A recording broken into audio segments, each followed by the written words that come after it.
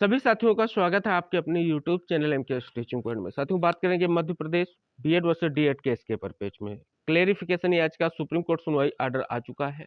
जानेंगे ऑर्डर में क्या कुछ मेंशन किया गया है, कौन से एडवोकेट पैनल ने बीएड की तरफ से, कौन से एडवोकेट पैनल ने डीएड की तरफ से आर्गूमेंट किया है, स्पेशल बेंच गठन को लेकर के क्या निर्देश है, सुनवाई कब होगी, क्या कुछ महत्वपूर्ण निष्कर्ष निकल कर आ रहा है ऑर्डर से, वो सारा कुछ यहाँ पर वीडियो के माध्यम से आपको स्पष्ट करेंगे। निवेदन करेंगे वीडियो को बिना स्किप किए हुए अंत तक देखें और सभी साथियों को शेयर करें। जो साथी चैनल पर पहली बार विजिट कर रहे हैं तो कृपया चैनल को सब्सक्राइब करके बेल आइकन जरूर प्रेस कर लें। जैसा कि साथियों आप सभी को अवगत करा दें, कल जो आपकी क्लेरिफिकेशन याचिकाएं जो थी उनकी सुनवाई जो हुई वो स्पष्ट तौर पर कोर्ट नंबर 5 में हुई। यहाँ पर आप साथी देख सकते हैं आइटम नंबर 6+23 दिया गया है, यानी 2 मिसलेनियस एप्लीकेशन यानी क्लेरिफिकेशन याचिकाएं थी जिनकी सुनवाई हुई है। साथियों यहाँ पर देखेंगे सर्वप्रथम जो मिसलेनियस एप्लीकेशन डायरी नंबर 49/800/2023 दिया गया है, ये वेस्ट बंगाल वाली जो आपकी क्लेरिफिकेशन है। और साथियों ये किस परिपेक्ष से की गई है तो सभी साथियों को अवगत करा दें। स्पष्ट किया गया है कि 22/9/2023 जो आपका 36/769/2023 सुप्रीम कोर्ट का जजमेंट यानी देवेश शर्मा वाले जजमेंट पर जो कहीं ना कहीं एक क्लेरिफिकेशन लगाया गया है। यहाँ पर लिखा भी गया है कि Devesh Sharma versus union of India जो आपके रिस्पोंडेंट की बात की गई है। अब यहाँ पर साथियों बात कर लें, इसमें आईए नंबर दिया गया है जैसे 248199/2023। इसमें स्पष्ट किया गया है जो रजिस्ट्रार ऑर्डर था उसके अगेंस्ट की बात की गई है। दूसरा आपका 248207/2023। इसमें साथियों बात करें अगर अपील आपको फाइल करनी थी जो रजिस्ट्रार ऑर्डर के अगेंस्ट, उसमें जो है डिले को लेकर के स्पष्ट किया गया है। इसके बाद साथियों मिसलेनियस एप्लीकेशन जो इंपॉर्टेंट एप्लीकेशन जिस पर कहीं ना कहीं दिशा निर्देश देखने को मिले हैं, ये मध्य प्रदेश राज्य सरकार के माध्यम से की गई है जिसका मिसलेनियस एप्लीकेशन डायरी नंबर है 4303/2024। इसी के साथ इसमें आइए भी है, देख सकते हैं कि 23533/2024 क्लेरिफिकेशन और डायरेक्शन। इसके बाद 23534/2024 इसमें भी कहीं ना कहीं स्पष्ट करते हुए ये इसमें मेंशन किया गया है। अब सुनवाई पर साथियों ये स्पष्ट कर दें, यहाँ से स्टार्ट होता है कि 2/2/2024 को सुनवाई हुई, यानी सुनने के बाद क्या चीजें निष्कर्ष निकल रहा है उस पर बात करेंगे। बात करें साथियों जस्टिस अनुरुद्ध बोस और जस्टिस संजय कुमार सर की बेंच में सुनवाई हुई। अब साथियों यहाँ पर देखेंगे, आप सभी को अवगत कराएंगे कि बीएड की तरफ से कितना कल जो है मजबूत पक्ष था उस पर एक नजर डालेंगे। साथियों यहाँ पर जो है mister Tushar Mehta solicitor general आपके जो है अपीयर हुए हैं, आप देख रहे हैं। इसके बाद मिस्टर के एम जो है Nataraj ASG, Saurabh Mishra AAG, DS Parmar AA आप यहाँ पर कई सारे बड़े नाम यहाँ पर देख सकते हैं जो स्पष्ट रूप से जिन्होंने कल आर्गुमेंट किया है। सीनियर एडवोकेट में नरेश कौशिक सर का भी यहाँ पर नाम दिख जाएगा आप सभी को। आप साथियों यहाँ पर इधर देखें तो कई सारे और नाम आपको यहाँ पर दिख रहे हैं, जैसे आप देख रहे हैं डॉक्टर मनु सिंघवी, मनीष सिंघवी सर का नाम सीनियर एएजी आपको यहाँ पर दिख जाएंगे। इसी के अलावा कई सारे और नाम यहाँ पर आपको दिख रहे हैं जिन्होंने स्पष्ट तौर पर आर्गुमेंट किए हैं। अब साथियों यहाँ पर आपको अमित पवन सर का भी नाम दिख रहा है और इसके बाद कई सारे एडवोकेट पैनल के नाम दिख रहे हैं। अब साथियों यहाँ पर आप मीनाक्षी अरोड़ा मैम का नाम देख सकते हैं जो स्पष्ट रूप से डीएड की तरफ से जिन्होंने आर्गुमेंट किया, और मीनाक्षी अरोड़ा मैम, मनदीप कालरा सर यहाँ पर रहे हैं और कई सारे जो है एडवोकेट पैनल के नाम यहाँ पर मेंशन किए गए हैं जिनको आप यहाँ पर देख सकते हैं जो स्पष्ट रूप से जो है कोर्ट में रहे। हालांकि डीएड की तरफ से अगर बात करें तो कपिल सिब्बल सर जो है नहीं रहे हैं, केवल और केवल मीनाक्षी अरोड़ा मैम रही हैं। अब प्रयास उन सभी साथियों का यही है कि नेक्स्ट हियरिंग में अगर स्पष्ट रूप से बीएड की तरफ से यहाँ पर तुषार मेहता सर जो है आर्गुमेंट किए हैं तो उनका पूर्ण प्रयास रहेगा कि आगे जो है कपिल सिब्बल सर को हायर करते हुए अगली सुनवाई पर उनको लाया जाए, जिससे एक अहम सुनवाई जो है कोर्ट के माध्यम से देखने को मिलेगी। अब साथियों यहाँ पर सुनवाई के बाद क्या जो है डिसीजन आया है उसके बारे में बात करेंगे। साथियों जैसा कि हमने कल के वीडियो में ही स्पष्ट कर दिया था कि यहाँ पर जो है पश्चिम बंगाल या वेस्ट बंगाल की जो क्लेरिफिकेशन याचिका है उसको विड्रॉ कर लिया गया है। यहाँ पर स्पष्ट लिखा गया है कि जो एप्लीकेशन या कोई भी जो भी चीज़ें यहाँ पर आप देख रहे हैं इसका एक ही जो है हिंदी वर्जन होता है कि इसको जो है स्पष्ट रूप से विड्रॉ कर लिया गया है और इस पर सुनवाई नहीं होगी। अब दूसरी जो अहम आपकी मिसलेनियस एप्लीकेशन जो स्पष्ट रूप से जो मध्य प्रदेश राज्य की तरफ से की गई है, यहाँ पर स्पष्ट करें लिखा भी गया है द एप्लीकेशन रजिस्टर्ड एज आईए नंबर लिखा गया है 23533/2024 इन एमए। आप सभी का नंबर क्या है 4303/2024 has been filed by the state of Madhya Pradesh देख सकते हैं। और लिखा भी गया है कि इन्होंने जो मध्य प्रदेश ने स्पष्ट तौर पर मध्य प्रदेश की तरफ से जो ये की गई है, इसमें मांग की गई है, सीकिंग सर्टेन लिखा गया है, clarification in relation to judgment for this court delivered by this court by bench praying on us, यानी स्पष्ट रूप से आप सभी को पता है इस बेंच में अनिरुद्ध बोस है, और स्पष्ट रूप से जिस बेंच में सुधांशु धूलिया सर और अनिरुद्ध बोस दोनों को कहीं ना कहीं स्पष्ट रूप से स्पेशल बेंच में इस मैटर को ट्रांसफर किया गया है, इसलिए ये चीजें लिखी गई हैं, आप सभी को पता है। और यहाँ पर स्पष्ट किया गया, we are of the view the application ought to be heard by the same bench which have delivered the judgment, जिस बेंच ने जजमेंट डिलीवर किया है उसी बेंच में इसकी सुनवाई आपके जो मिसलेनियस एप्लीकेशन की सूचीबद्ध की गई है। साथियों यहाँ पर एक और सूचना आपको अवगत करा दें, जैसा कि स्पष्ट रूप से मौखिक रूप से जस्टिस ने स्पष्ट किया था कि हम सुनवाई जो है मंडे या ट्यूसडे में होगी, लेकिन साथियों यहाँ पर अगर आप देखेंगे तो ऐसा कुछ मेंशन नहीं किया गया है, ऑर्डर में मेंशन नहीं किया गया है।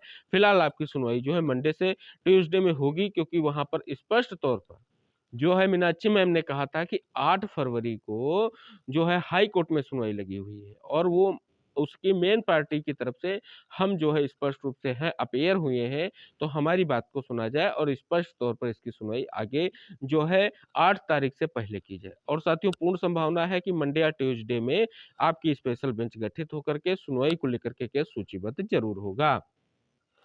तो साथियों यहाँ पर आर्डर में जो चीजें निकल कर सामने आ रही हैं, आप देख रहे हैं कई सारी चीजों को स्पष्ट किया गया। अब साथियों हम बात करेंगे, जब ये मिसलेनियस एप्लीकेशन लगाई गई थी उसमें क्या क्या चीजें मेंशन की गई थी जो आदेश में स्पष्ट रूप से निकल कर आ रही हैं।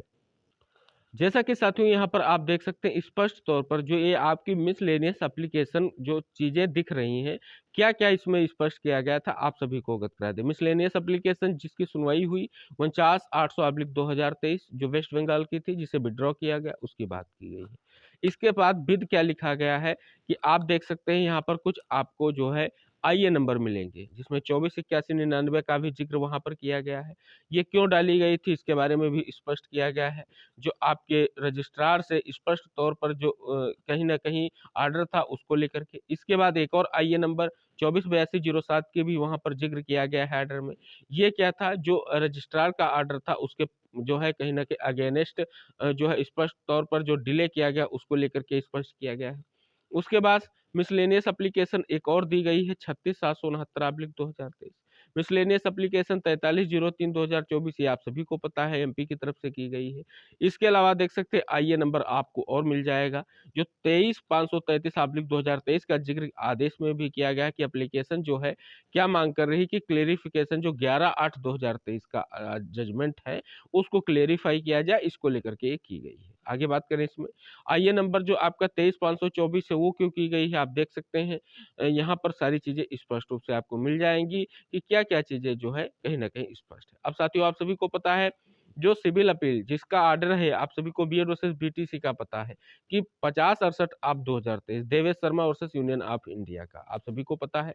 यहाँ पर स्पष्ट किया गया है कि सिविल अपील जो आपकी है 11/8/2023 को जजमेंट कहीं ना कहीं आप सभी को पता है कहाँ मेंशन किया गया, ये इसमें स्पष्ट किया गया है। जो केस है उसके बारे में ये प्रॉपर ढंग से चीजें इंगित कराई गई हैं। अब यहाँ पर साथियों सारी चीजें यहाँ पर डिफाइन की गई हैं, जिनको लेकर के उपरोक्त चीजें दी गई हैं कि कौन सा आर्डर कब पास हुआ था और किस परपेज से आया था। देखिए सकते हैं साथियों मेन आर्डर में आपको एक दिख जाएगा जो आदेश आया है कि 36/769/2023 लिखा गया है। देख सकते हैं साथियों स्पष्ट रूप से यहाँ पर उसके बारे में सारी चीजें मेंशन कर दी गई हैं। तो आशा करेंगे इन सभी चीजों को एक बार आप जरूर इंगित करें, क्योंकि इंगित कराने का एक ही उद्देश्य है, किस उद्देश्य को लेकर के जो ये आपका स्पष्ट तौर पर जो है मिसलेनियस एप्लीकेशन लगाई गई हैं उनको यहाँ पर डिफाइन कर दिया गया है। यानी साथियों आप सभी को अवगत करा दें पूरा का पूरा ब्यौरा यहाँ पर स्पष्ट किया गया है कि जो आपकी पहले बीएड का जजमेंट आया उसमें क्या स्थितियां थी, उसके बाद जो अभी तक मिसलेनियस एप्लीकेशन की सुनवाई को लेकर के स्थितियां उन पर भी विचार हो चुका है। अब साथियों यहाँ पर बात हो रही है सिर्फ और सिर्फ चयनित बीएड को लेकर के, क्योंकि साथियों अभी तक जो मिसलेनियस एप्लीकेशन लगी थी उनको क्लेरिफाई कर दें किसी भी तरीके से चयनित बीएड के द्वारा नहीं की गई थी।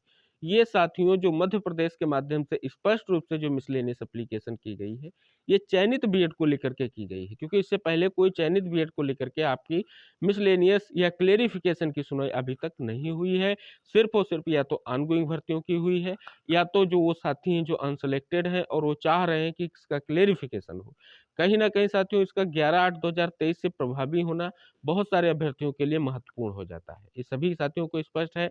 लेकिन साथियों आप सभी को अवगत करा दें, अब ये चयनित बीएड को लेकर के जो याचिका की गई है, आप सभी को अवगत करा दें, इसकी सुनवाई जो है अब स्पेशल बेंच में होगी, और अकेले मध्य प्रदेश की बात नहीं है साथियों। यहाँ पर जो सुनवाई होगी मध्य प्रदेश की जो आपकी भर्ती के साथ साथ आपकी यूपी की 69,000 शिक्षक भर्ती हो, बीएड चयनित हो, इसके अलावा आपके अन्य स्टेट की ले ले, छत्तीसगढ़ हो गया, आपका जहां जहां वर्तमान में मुद्दे चल रहे हैं बीएड वर्सेस बीटीसी के, वहां के लिए ये कहीं ना कहीं बहुत ही प्रभावी जो है सुनवाई होने जा रही है। स्पेशली जो साथी 2018 की अधिसूचना के आधार पर जिनका चयन सुनिश्चित हुआ था, और स्पष्ट तौर पर 11/8/2023 से पहले उनका सुनिश्चित हुआ था चयन, उनके लिए ये अहम सुनवाई होने जा रही है।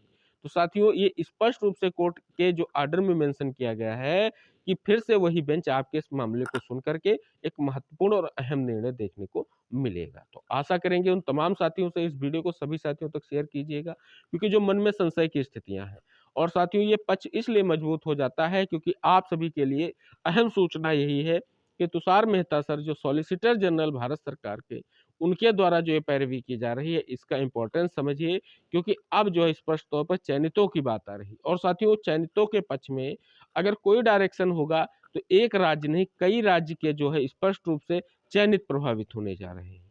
तो इसलिए यहाँ पर अहम रुख होगा, पूर्ण प्रयास यही होगा कि चयनितों के परिप्रेक्ष्य में जो निर्णय लिया जाए उसका जो है कहीं ना कहीं ऐसा निष्कर्ष निकलकर कोर्ट से आए जो स्पष्ट हो। हालांकि साथियों आप सभी को हम अवगत करा दें, यहाँ पर इस पॉइंट को आप देखिए कि जो भी जजमेंट आपके राइटर स्पष्ट रूप से उन्होंने कहा भी है, अनिरुद्ध बोस सर ने, कि राइटर जो है सुधांशु धूलिया सर है। साथियों सुधांशु धूलिया सर का ही जो है इंस्ट्रक्शंस, निर्देश जो भी सुनवाई के दौरान निकल कर आएंगे वो अब महत्वपूर्ण रहेंगे। और साथियों जो लगातार प्रयास किया जा रहा था कि आखिर बीएड चयनितों को लेकर के कब क्लेरिफाई होगा, तो ये अहम जो है सुनवाई आ चुकी है, जल्द ही सूचीबद्ध होगी और एक अहम निर्णय देखने को मिलेगा। तो ये आदेश स्पष्ट करता है कि आखिर किस परिप्रेक्ष्य से आपको जो है कहीं ना कहीं किस चीजों को लेकर के ये जो आपका गजट बनाया गया था, किस चीज को लेकर के बीएड को यहाँ पर सम्मिलित किया गया था, ये सारे आर्गुमेंट अब कोर्ट में आपको देखने को मिलेंगे। तो साथियों अब स्पष्ट कर दें कि डीएड की तरफ से भी पूरा जो है स्पष्ट रूप से कहीं ना कहीं जोर आजमाइश जरूर की जाएगी, क्योंकि साथियों कल जिस प्रकार से मीनाक्षी मैम के आर्गुमेंट करने के बावजूद जो है याचिका को डिसमिस नहीं किया गया है, तो कहीं ना कहीं उनके लिए भी चिंता का विषय बना हुआ है। और स्पष्ट रूप से इतना बड़ा एडवोकेट पैनल बीएड के पक्ष में आने से एक और चिंता का विषय डीएड के लिए हो चुका है।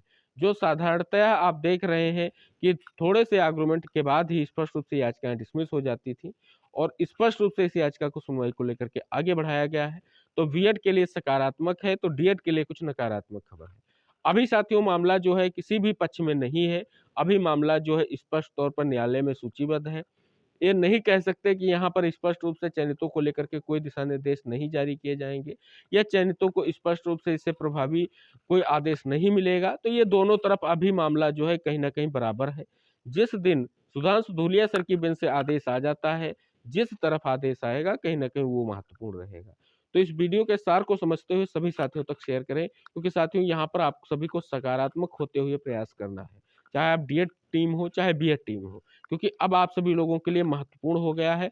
और हो सकता है कि जो बीएड वर्सेस बीटीसी में अभी तक जो जजमेंट के प्रभाव को लेकर के लगातार बहस चलती आ रही थी, हाई कोर्ट में केस थे, उनका एक महत्वपूर्ण और सटीक निर्णय जो है याचिका से ही निकल कर आ सकेगा। आशा करेंगे। फिलहाल देखते हैं कोर्ट क्या करती है, क्या सुधांशु धूलिया सर इसको स्पष्ट तौर पर पहले की तरह डिसमिस करने का प्रयास करेंगे, या सुन करके कुछ महत्वपूर्ण निर्णय देने का प्रयास करेंगे। तो ये इंपॉर्टेंट बीएड चयनितों के लिए सबसे ज्यादा है, क्योंकि उनके भविष्य की बात है, और स्पष्ट तौर पर इस आदेश में एक और क्लेरिफिकेशन कहीं ना कहीं सुनवाई को लेकर के स्पेशल बेंच के पास पहुंच चुका है। तो साथियों ये थी आज की महत्वपूर्ण चीजें जो कोर्ट के आर्डर में मेंशन थी और उससे संबंधित थी, इनको हमने आपको अवगत कराया है। सभी साथियों तक शेयर कीजिएगा, चैनल को सब्सक्राइब करके बेल आइकन जरूर प्रेस कीजिएगा। और नेक्स्ट अपडेट के साथ हम फिर उपस्थित होंगे।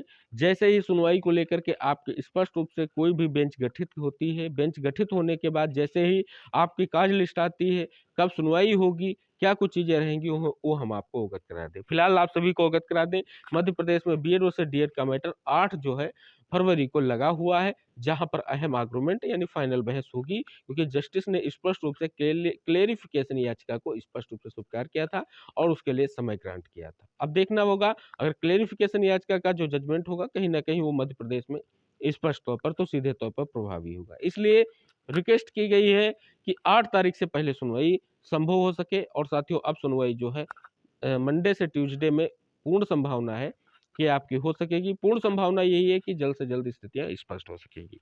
तो मिलते हैं नेक्स्ट वीडियो में, तब तक के लिए टेक केयर, बाय बाय साथियों।